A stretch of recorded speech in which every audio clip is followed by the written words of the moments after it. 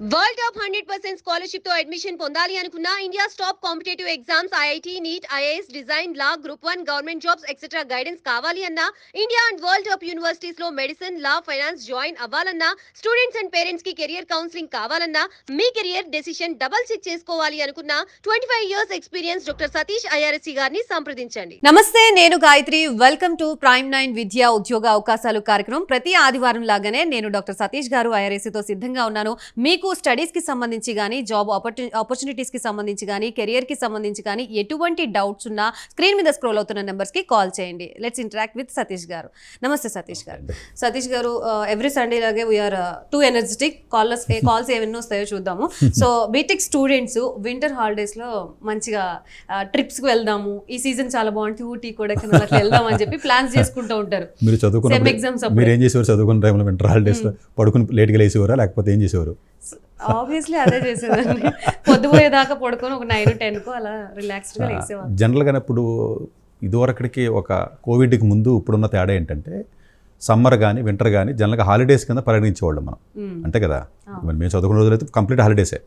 హాలిడేస్లో చదవడం ఏంటి అన్నది ఒక కొత్తగా చూసేవారు, వింతగా. ఇప్పుడు ఏమైందంటే ఇప్పుడున్న ట్రెండ్ ప్రకారం కాంపిటీషన్ పర్స్పెక్టివ్లో కానీ లేకపోతే ఆపర్చునిటీస్ పర్స్పెక్టివ్లో కానీ ఇవన్నీ కూడా దృష్టిలో పెట్టుకున్నప్పుడు ఎవరైతే వింటర్ అంటే సమ్మర్లో వర్క్ చేస్తున్నారో, అది కూడా ఫస్ట్ ఇయర్ ఆన్వర్డ్స్ చేస్తున్నారు, వాళ్ళకి మాత్రమే ఫ్యూచర్లో జాబ్లు వచ్చే అవకాశాలు కానీ ఏదైనా రీసెర్చ్ ఆపర్చునిటీస్ కానీ హయ్యర్ ఎడ్యుకేషన్కి అడ్మిషన్స్ కానీ వచ్చి సందర్భాన్ని ఫోర్స్ఫుల్గా క్రియేట్ చేసేసింది society, entire world. It's not just only India. అందువల్ల ఏంటంటే ఈ వింటర్ ఎగ్జామ్స్ ఏదైతే ఫస్ట్ సెమిస్టర్ ఎగ్జామ్స్ అయిపోయినాయో ఇంజనీరింగ్ కానీ లేకపోతే వేరే రకాల కోర్సెస్ ఏవైతే ఉన్నాయో, సో నేను చెప్పి సలహా అయితే ఏంటంటే ఎట్టి పరిస్థితుల్లోనూ కూడా ఈ ఎగ్జామ్స్ అయిపోయిన తర్వాత 2 రోజులు 3 రోజులు రిలాక్స్ అయితే అవ్వండి, కానీ మిగతా టైం ఏదైతే ఉందో దయచేసి ఏదైనా ఒక ఆన్లైన్ ప్రాజెక్ట్ అన్న, కనీసం మీకు ఆఫ్లైన్ కానీ ఒక రీసెర్చ్ ఇంటర్న్షిప్ అయినా, ఏదైనా ఆన్లైన్ ఆర్ ఆఫ్లైన్ లేదు అనుకున్నట్లయితే కనీసం ఏదైనా జాబ్కి సంబంధించినటువంటి ఏదైనా చేయడం కానీ, ఇది ఏది కాకపోతే స్కిల్స్ నేర్చుకోండి. ఏదైనా ప్రోగ్రామింగ్ స్కిల్స్ కానీ మ్యాథమెటికల్ స్కిల్స్ కానివ్వండి, లేకపోతే ఏదైనా రైటింగ్ స్కిల్స్ కానీ ఏదో ఒక రకమైనటువంటి స్కిల్స్ అని నేర్చుకోండి. ఏదో ఒకటి మీరు నేర్చుకోకపోతే మీకు ఆపర్చునిటీ ఇస్తే కాలేజీకి వెళ్ళండి, ఆపర్చునిటీ ఇస్తే కంపెనీకి వెళ్ళండి. ఫస్ట్ ఇయర్ కదా మాకు ఎవరు ఇస్తారు ఆపర్చునిటీ అంటారు వీళ్ళందరూ. ఫస్ట్ ఇయర్లో ఆపర్చునిటీ ఇవ్వకపోయినా మీరు ఓన్గా కూడా ఆన్లైన్లో నేర్చుకునే అవకాశం ఉంది కదా, చాలా కోర్సులు నేర్చుకోవచ్చు కదా. సో వింటర్లో కూడా సిన్సియర్గా మినిమం 4 నుంచి 5 గంటలన్నా మీరు కష్టపడటం అలవాటు చేసుకుని ఏదో ఒక స్కిల్ నేర్చుకున్నట్లయితేనే ఉపయోగం ఉంటుంది. అదృష్టం కొద్ది వింటర్లో కూడా చాలా రీసెర్చ్ ఇంటర్న్షిప్స్ జాబ్ ఇంటర్న్షిప్స్ పడుతున్నాయి. కొన్ని వీడియోస్ కూడా మనం చేసాం, బట్ అన్నీ మనం చేయలేం కాబట్టి జస్ట్ అలాంటి సదుపాయం కూడా మీకు ఉంటుంది కాబట్టి అబ్రాడ్ వెళ్ళే అవకాశం ఉంటుంది, ఇండియాలో కూడా అవకాశం ఉంటుంది కాబట్టి వాటిని వినియోగించుకోవాలనేది నా ఒపీనియన్.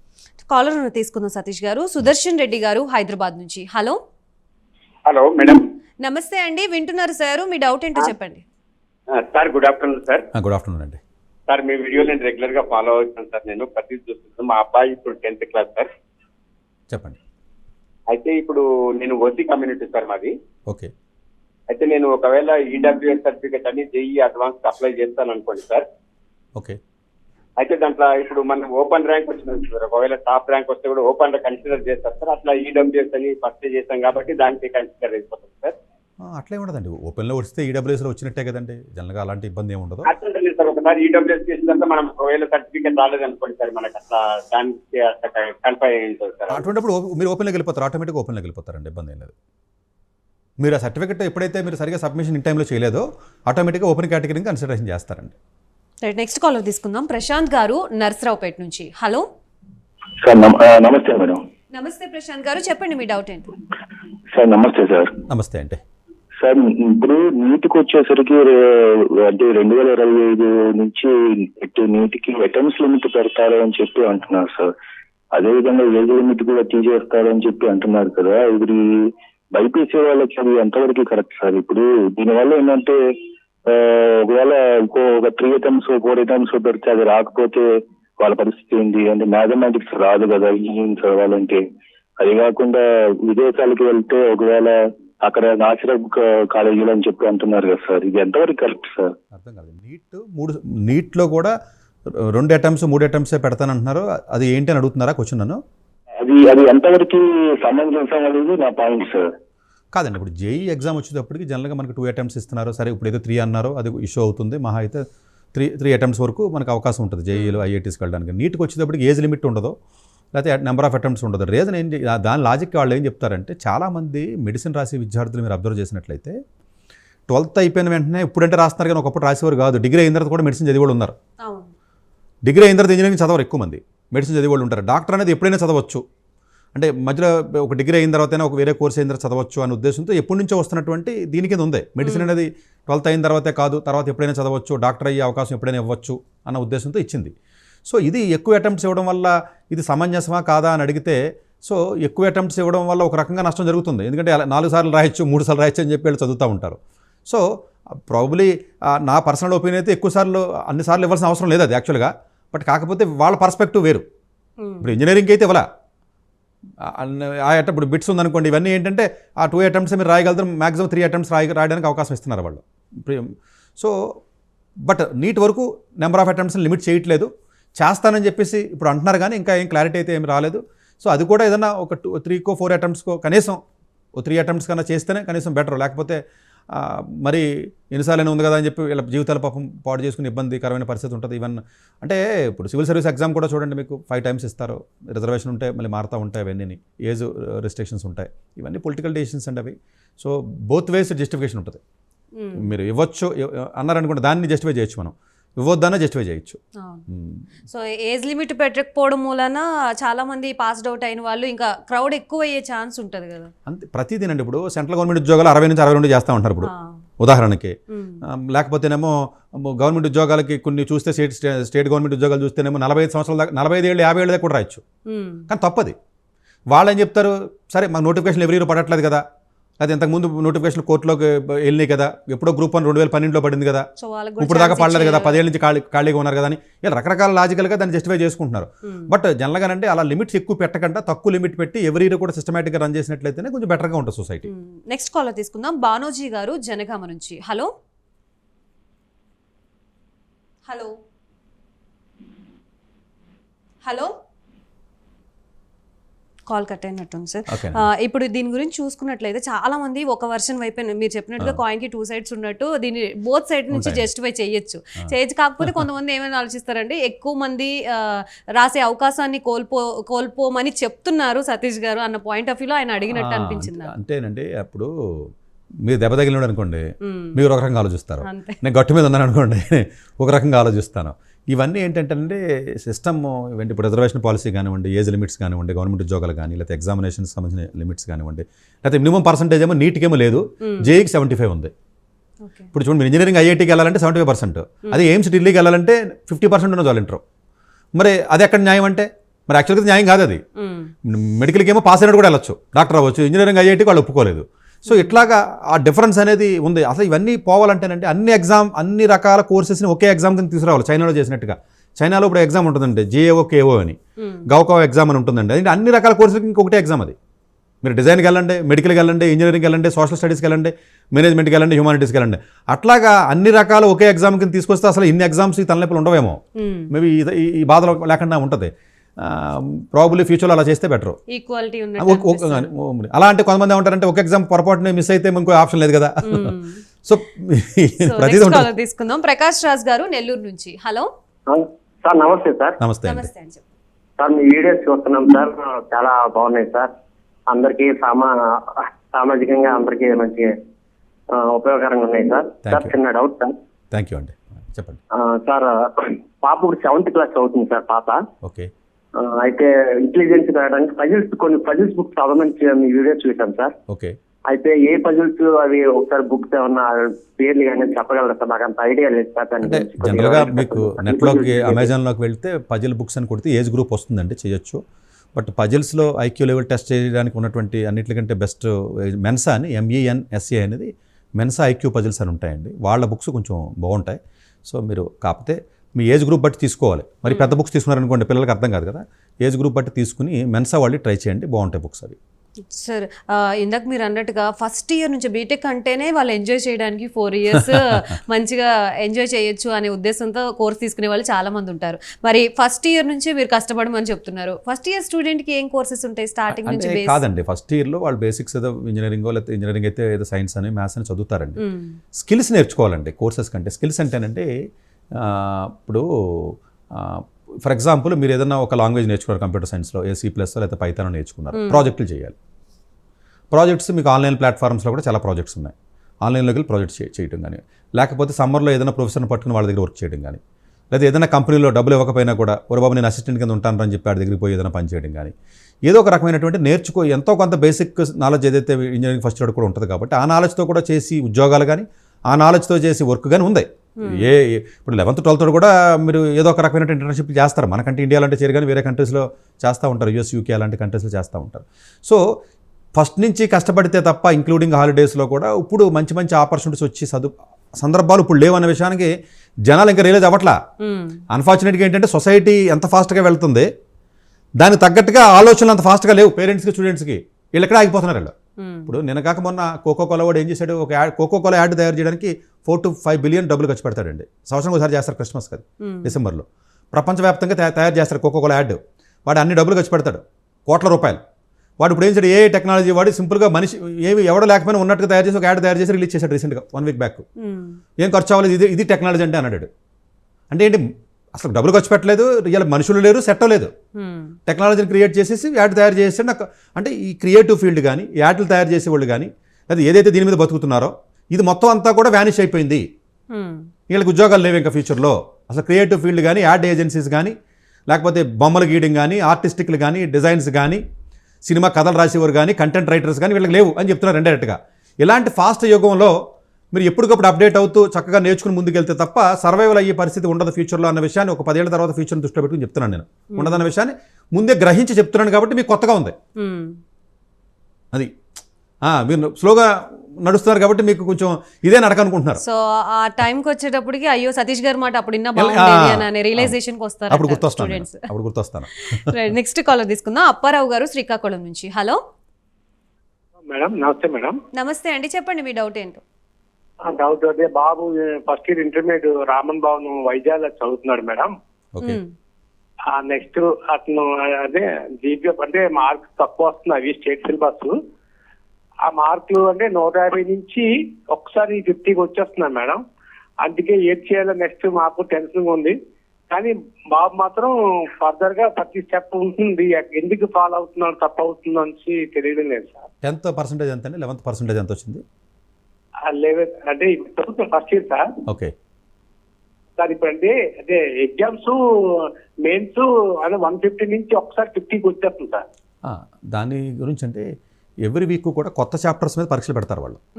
జేఈలు ఎలా ఉంటుంది అంటేనండి, ఈ వారం ఒక చాప్టర్ చెప్పారనుకోండి, ఫిజిక్స్, కెమిస్ట్రీ, మ్యాథ్స్, దానికి సంబంధించి మాత్రం ఎగ్జామ్ పెడతారు. కొంత క్యుములేటివ్ ఉంటుంది.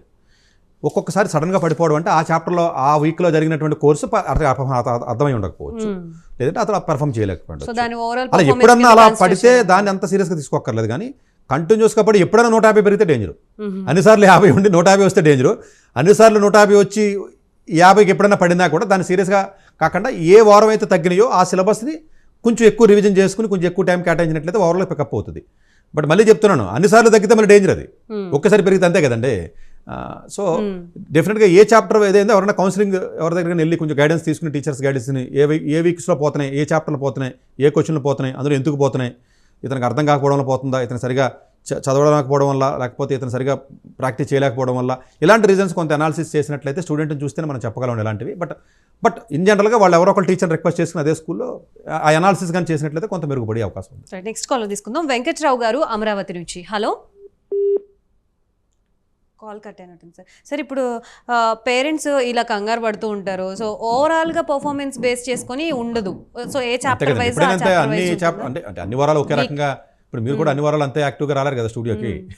సో అలాగే వాళ్ళు కూడా చాప్టర్ వైజ్ ఎగ్జామ్ అనేది ఉంటుంది కాబట్టి ఒక్కొక్క చాప్టర్ ఎప్పుడన్నా ఒక 7-8 వీక్లీ వారాలకి ఏదైనా ఒకటి పడినా కూడా దాన్ని పెద్దగా పర్లేదండి, అది కొంచెం కవర్ చేసుకునే అవకాశం ఉంటుంది. బట్ ఎక్కువ సార్లు పడుతుంది అనుకోండి అంటే ఇబ్బంది పడుతున్నాడని అర్థం. అదొకటి. ఇంకొక డేంజర్ ఏంటంటే ఎక్కువ సార్లు పడితే ప్రాబ్లం ఏంటంటే ఈ పడిన చాప్టర్ వీక్గా ఉన్నట్టువాడు ఇది కనెక్టెడ్ ఉంటుంది సెకండ్ ఇయర్లో చాప్టర్కి. మళ్ళీ ఇది వీక్ అయితే ఆటోమేటిక్గా దాని కనెక్టెడ్ ఉన్న చాప్టర్ సెకండ్ ఇయర్లో కూడా పడిపోతుంది కదా. మళ్ళీ డబుల్ డ్యామేజ్ అవుతుంది. ఇప్పుడు జరిగిన డ్యామేజ్, ఫస్ట్ ఇయర్లో జరిగిన డ్యామేజ్ ఏదైతే మీరు చూస్తున్నారో అది ఇండైరెక్ట్గా 2 times అవుతుందండి. అది కనెక్టెడ్ చాప్టర్స్ ఉంటాయి. కొన్ని ఆల్జబ్రా రాకపోతే ఇంటిగ్రేషన్ రాదు, గ్రావిటేషన్ రాకపోతే కరెంట్ ఎలక్ట్రిసిటీ రాదు, సరిగా అయిన ఇంటిగ్రేషన్ రాకపోతే మెకానిక్స్ రాదు, మెకానిక్స్ రాకపోతే రొటేషన్ డైనమిక్స్ రాదు. ఇలా కొన్ని లింకులు ఉంటాయండి. కెమిస్ట్రీ కూడా అంతే, జీఓసీ సరిగా రాకపోతేనేమో సరిగా ఆర్గానిక్ కెమిస్ట్రీ అర్థం కాదు. ఇలా కొన్ని లింకులు ఉంటాయండి బయాలజీలో కానీ అన్నింటిలో. ఈ లింక్ ఉన్న చాప్టర్స్ మాత్రం ఎట్టి పరిస్థితుల్లో పడకూడదు. ఇండిపెండెంట్గా ఉన్న పడినా పర్లేదు, తర్వాత చదువుకుని పికప్ అవ్వచ్చు. అందుగురించి ఏ చాప్టర్లో పడుతున్నాడో, ఏ వారం పడింది అనేది కొంత అనాలిసిస్ చేసినట్లయితేనే కొంత అవగాహన వస్తుంది. రైట్, నెక్స్ట్ కాలర్ తీసుకుందాం. మాధురి గారు బెంగళూరు నుంచి. హలో హలో, నమస్తే అండి. నమస్తే అండి, చెప్పండి మీ డౌట్ ఏంటి. సార్ వీడియో చూస్తూ ఉంటాం, చాలా చాలా విషయాలు తెలుసుకున్నాం. మాకు ఒక డౌట్ ఉంది. మా బాబు 4th grade. అయితే బాబుని ఆన్లైన్ ఇదే ఒలింపియాడ్ ఎగ్జామ్స్ ఉంటాయి కదా, అవి ఎస్వైఎస్ కాకుండా వేరే Olympiads online international maths challenge అని రాసిస్తాను. హలో, రాయించారా రాయిస్తానని అడుగుతున్నారా? నాకు అర్థం కాదు. రాసిస్తామండి. ఫస్ట్ రౌండ్ సెలెక్ట్ అయ్యాడు. ఇది సెకండ్ రౌండ్ వచ్చేసి థాయిలాండ్ బ్యాంకాక్ లో జరుగుతుందంట. ఇది tuition fees waive of US universities అని విన్నాను. ఇది ట్రూ ఆర్ నాట్ అనేది అలా ఉంటుంది. 4th క్లాస్లో రాసే ఎగ్జామ్స్ ఏదైతే ఉంటే అతనికి ఎంకరేజ్మెంట్ అవ్వడానికి బాగా పనికొస్తాయి చిన్నపిల్లలు కాబట్టి. సరదాగా మీరు థాయిలాండ్ కూడా బ్యాంకాక్ కూడా చూపించి చక్కగా ఎగ్జామ్ రాయించండి. డెఫినెట్గా వద్దని మనం చెప్పం. అవి మామూలు ప్రైవేట్ ఒలింపియాడ్స్ అండి ఇవన్నీ కూడా. ఇవన్నీ గవర్నమెంట్ ఒలింపియాడ్స్ కాదు. ఈ ఒలింపియాడ్స్ వల్ల యూఎస్లో అడ్మిషన్స్ రావడం అలాంటివి ఉండవండి. రియల్ మ్యాథ్స్ కానీ ఇవన్నీ కొంచెం కొంచెం రాసుకుంటే వెళ్ళినప్పుడు ఫ్యూచర్లో 8th క్లాస్లో స్టార్ట్ అవుద్దండి రియల్ ఒలింపియాడ్ అనేది. గవర్నమెంట్ ఒలింపియాడ్ ప్రియారమో అంటారు.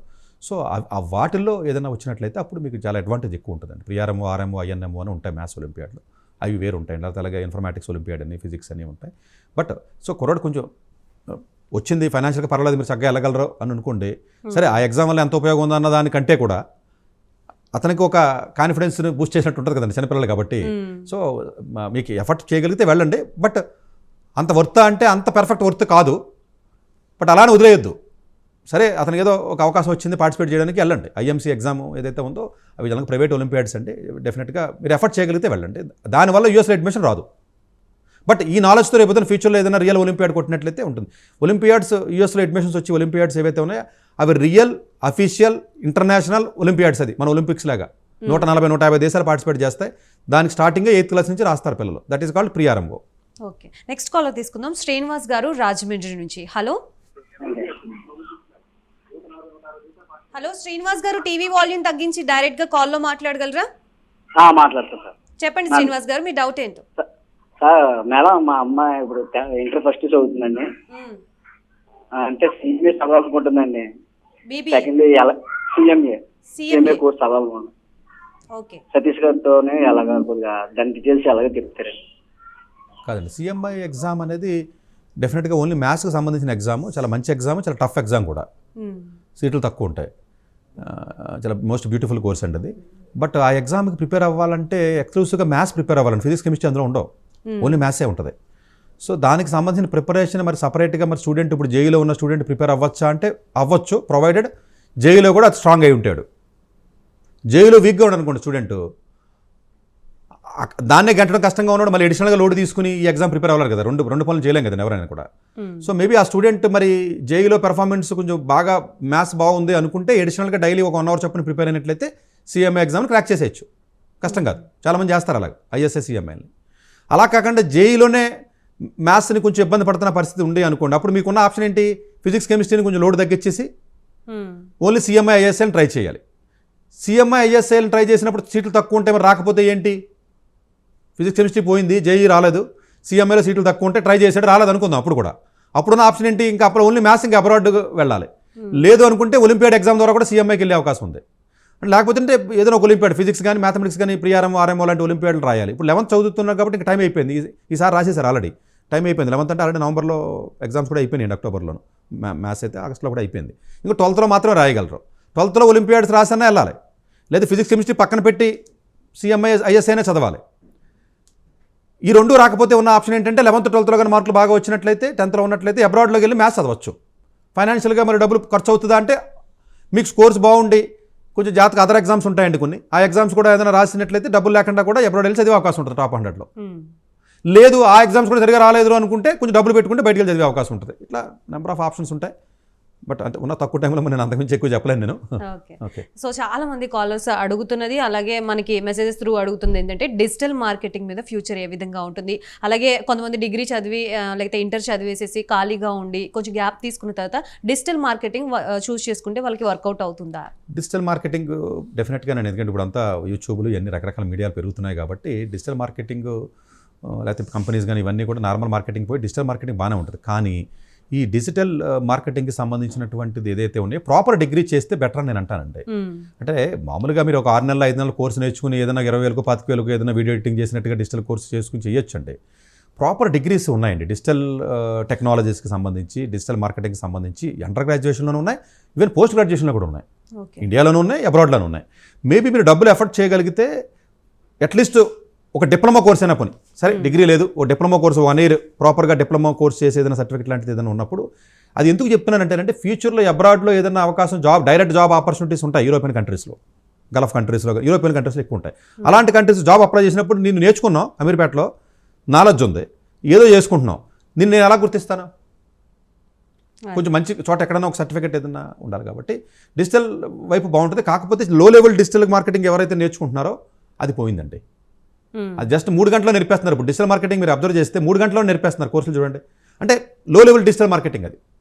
అందులో కొంచెం డెప్త్ వెళ్ళాలి అనుకున్నప్పుడు ఒక ఫుల్ కోర్స్ చేసినట్లయితేనే మీకు డెఫినెట్గా అడ్వాంటేజ్ ఉంటుంది. లేదు 15,000 10,000 జీతం సరిపోతుంది, ఆ రేంజ్ ఆఫ్ శాలరీ సరిపోతుంది అనుకుంటే జస్ట్ 1 dayలో నేర్చుకున్నా కూడా డిజిటల్ మార్కెటింగ్ నేర్చుకోవచ్చు.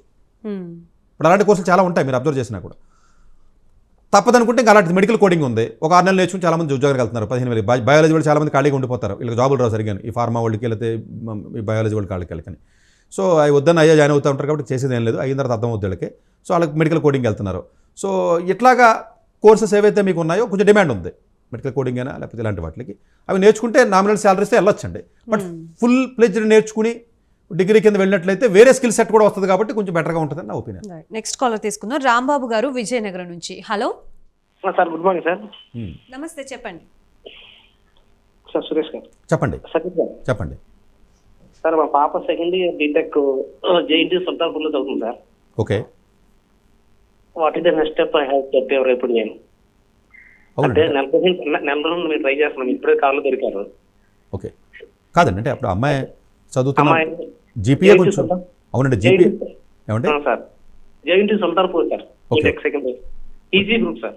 అవును, లేదంటే స్టూడెంట్ కొంచెం టెక్స్ట్ బుక్స్ చదివి అలవాటు ఉన్న స్టూడెంట్ అయితే, అంటే ఓన్లీ పీపీటీల బ్యాచ్ ఎగ్జామ్ ముందు చదివి బ్యాచ్ కాకుండా టెక్స్ట్ బుక్లు చదివి అలవాటు ఉన్నట్లయితే గేట్ ఎగ్జామ్ ఇప్పటి నుంచి ప్రిపేర్ అయ్యి మంచి జీపీఏ 9 above జీపీఏ తెచ్చుకోగలిగితే చక్కగా ఏదైనా ఈ ఐఐఎస్సి బెంగళూరు కానీ ఏదైనా ఐఐటీస్లోకి ఏదైనా ఎంటెక్కి ఎలక్ట్రికల్ అన్నది మాత్రం ఎలక్ట్రికల్కి వెళ్ళాలని రూల్ లేదు. ఈవెన్ ఇప్పుడు క్రాస్ ఇంటర్ డిసిప్లినరీ కోర్సెస్ కూడా ఏదైనా చక్కగా వెళ్ళి చదివే అవకాశం ఉంటుంది. ఒకవేళ జీపీఏ ఎలక్ట్రికల్లో నాకు ఇంట్రెస్ట్ లేదు, లేకపోతే నేను గేటే రాయను, జీపీఏ తెచ్చుకుని వెళ్తానంటే అదర్ కోర్సెస్ ఏదైనా ఉన్నట్లయితే ఇండియాలోనే ఏదైనా డిజైన్ కోర్సు, సీడ్ ఎగ్జామ్ అని ఇలాంటి ఏదైనా కోర్సెస్ వేరే అదర్ కోర్సెస్ ఏదైనా ప్లాన్ చేసి చక్కగా వెళ్ళినట్లయితే బెటర్ ఉంటుంది. లేదు అనుకున్నట్లయితే క్యాట్ ఎగ్జామ్ లాగా ఏదైనా ప్రిపేర్ అవ్వచ్చు. మూడిట్లో డిసైడ్ చేసుకోండి, అంటే ఏదో క్యాట్ ఎగ్జామ్ కానీ ఆర్ సీడ్ ఎగ్జామ్ కానీ లేకపోతే ఏదైనా గేట్ ఎగ్జామ్ కానీ. అబ్రాడ్ లాంటిది మాత్రం ప్లాన్ చేయొద్దు, ఎందుకంటే రీసెర్చ్ ఆపర్చునిటీస్ వాళ్ళకు ఉండవు. మీరు ఏదో చిన్న కాలేజీకి ఎవడో కన్సల్ట్ దగ్గరికి వెళ్ళి చెత్త చదవడానికి బుద్ధి వెళ్ళిపోతారు కాబట్టి అది మీకు ముందే వార్న్ చేస్తున్నాను. అబ్రాడ్ వెళ్ళాలంటే రీసెర్చ్ ఫెసిలిటీ ఉన్న కాలేజీలు ఉండాలి, ప్రాజెక్ట్స్ అవి ఉండాలి, రికమెండేషన్ లెటర్లు స్ట్రాంగ్గా రాసి క్యాపబిలిటీ ఉన్న ప్రొఫెసర్లు ఉండాలి. ఇవన్నీ కూడా మీరు చెప్తున్న కాలేజీలో ఉండవు కాబట్టి కొంచెం రిస్క్తో కూడుకున్న పని, వెళ్ళకూడదని కాదు కానీ రిస్క్. సో ఇలాంటి ఏదైనా ఇండియాలోనే చక్కగా ఎగ్జామ్స్ ఏదైనా రాసుకుని మీరు సెటిల్ అయిపోవడం అనేది కొంచెం బెటర్. తప్పదు, అబ్రాడ్ వెళ్ళాలనుకున్నట్లయితే మాత్రం రీసెర్చ్ చేయాలి. ఆ రీసెర్చ్ ఆప్షన్స్ తక్కువ ఉంటాయి ఆ కాలేజీలో, ఎక్స్టర్నల్గా ట్రై చేసుకోవాలి అమ్మాయి. లాస్ట్ కాలర్ తీసుకుందాం సతీష్ గారు. వెంకట్రావు గారు అమరావతి నుంచి. Hello sir. నమస్తే అండి. నమస్తే మేడం గారు. నమస్తే అండి. సార్ మా పాప ఈ సంవత్సరం 10th ఉంటుంది సార్. సార్ ఇంటర్మీడియట్ తను అంటే మ్యాథ్స్ అయితే తీసుకోవాలంటే కొంచెం ఏ గ్రూప్ అయితే తనకి కొంచెం ఇదిగా ఉంటుంది సార్. అసలు మ్యాథ్స్ అంటేనే సతీష్ అంటేనే మ్యాథ్స్ అంటారు కదా. నువ్వు రాంగ్ పర్సన్ అడిగావు, మేబీ నేను రైట్ పర్సన్ కాదేమో. అసలు మ్యాథ్స్ లేకుండా ఫ్యూచరే లేదు. అసలు ఇటు పరిస్థితుల్లో ఎంపీసీనో తీసుకుని తీరవలసిందే. ఇప్పుడున్న టెక్నాలజీ మీద మీకు అవగాహన, లా కూడా రీప్లేస్ అయిపోతుందండి. ఇప్పుడు లా కోర్స్ ఉందా, లా జాబులు పోతున్నాయి, టెక్నాలజీ రీప్లేస్ చేసేసి ఇప్పుడు ఏ వచ్చిన తర్వాత. మ్యాథమెటికల్ అండ్ టెక్నాలజీ కల్లా కోర్సెస్ మీడియాలో మీకు ఆల్రెడీ యాప్స్ వచ్చినాయి. మీకు ఐడియా గురించి చెప్తున్నాను నేను. మనిషితో పని లేదు, మీరు ఒక ఫోటో సెలెక్ట్ చేసి టైప్ చేసేస్తే న్యూస్ చదివేస్తుంది, మీ ఉద్యోగం కూడా పోవచ్చు కొంతకాలం. అది ప్రజెంట్ జరుగుతున్న ట్రెండ్ అది.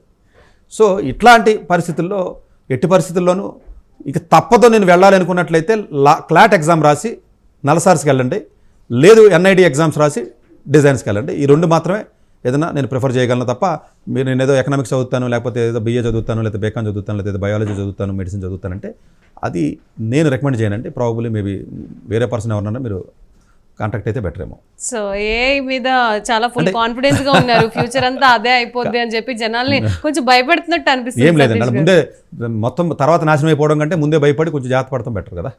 ఓకే, మీరు వ్యాపారం లాస్ వస్తాను ముందే తెలుసుకుంటే బెటర్ ఏమో కదా. చేయకుండా ఇంట్లో కూర్చొని ఖాళీగా తిని కూర్చోవచ్చు.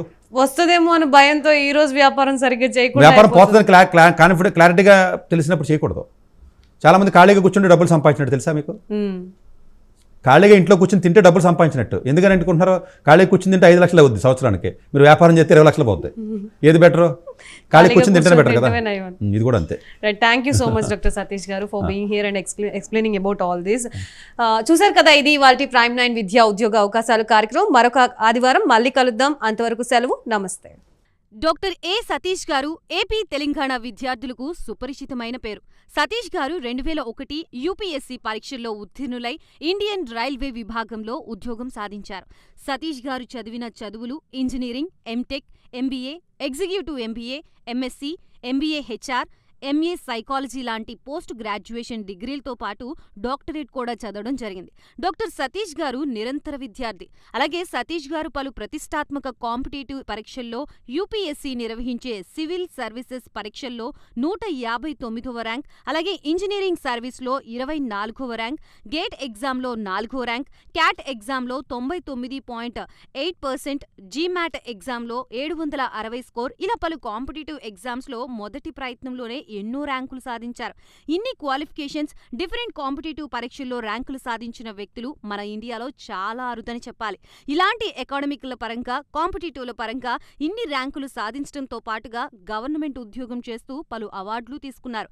సతీష్ గారికి జనరల్ మేనేజర్ అవార్డు జోనల్ లెవెల్లో, ఆల్ ఇండియా లెవెల్లో నేషనల్ లైఫ్ టైమ్ అచీవ్మెంట్ గుర్తింపులు దక్కాయి.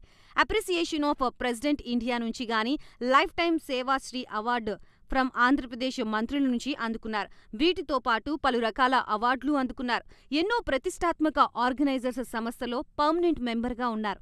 కష్టపడి పైకి వచ్చిన వ్యక్తి కావడం వల్ల గత 20 సంవత్సరాల నుంచి ఎంతో మంది చిన్నపిల్లల దగ్గర నుండి 5, 6 తరగతి విద్యార్థుల నుంచి పెద్ద పెద్ద పీజీ, పీహెచ్డీ కాలేజీలకు వెళుతూ విద్యార్థులకి అవగాహన కల్పిస్తూ ఉంటారు. ప్రతి విషయంపైన డాక్టర్ సతీష్ గారు స్పష్టమైన అవగాహన కలిగి ఉన్నారు. డాక్టర్ సతీష్ బలంగా నమ్మే సూత్రం ఏంటంటే అవేర్నెస్ ఈజ్ ఎవ్రీథింగ్. మనిషికి అవేర్నెస్ ఉంటే ఏదైనా సాధించగలరు. ఒక్క మోటివేషన్తోనే కాదు, ఏది చెయ్యాలి, ఏది చేయకూడదు, ఎలాంటి డెసిషన్ తీసుకోవాలనే విషయాలపై, ముఖ్యమైన విషయాలపై అవగాహన కల్పిస్తూ ఉంటారు. అలాగే గవర్నమెంట్, ప్రైవేట్ జాబ్లే కాకుండా ప్రపంచ దేశాల్లోని జాబ్స్పై కూడా అవగాహన కల్పిస్తూ ఉంటారు. ఉద్యోగాలతో పాటు పెద్ద చదువులైన ఐఐటి వంటి వాటిపై సెషన్స్ నిర్వహిస్తూ ఉంటారు. ఇప్పటి వరకు 3 లక్షల సెమినార్లు ₹1 తీసుకోకుండా ఉచితంగా నిర్వహించారు. ఇందులో భాగంగా మన ప్రైమ్ 9 ద్వారా విద్యార్థులకి మోటివేషన్ ఇవ్వడానికి మీ ముందుకొస్తున్నారు డాక్టర్ సతీష్ గారు. వరల్డ్ టాప్ 100% స్కాలర్షిప్ తో అడ్మిషన్ పొందాలి అనుకున్నా India top competitive exams IIT, NEET, IAS, design, law, group 1, government jobs etcetera guidance కావాలి అన్నా, India and world top universities లో మెడిసిన్, లా, ఫైనాన్స్ జాయిన్ అవ్వాలన్నా, స్టూడెంట్స్ అండ్ పేరెంట్స్ కి career counselling కావాలన్నా, మీ కెరియర్ డెసిషన్ డబుల్ చెక్ చేసుకోవాలి అనుకున్నా 25 years experience doctor Satish IRSC గారిని సంప్రదించండి.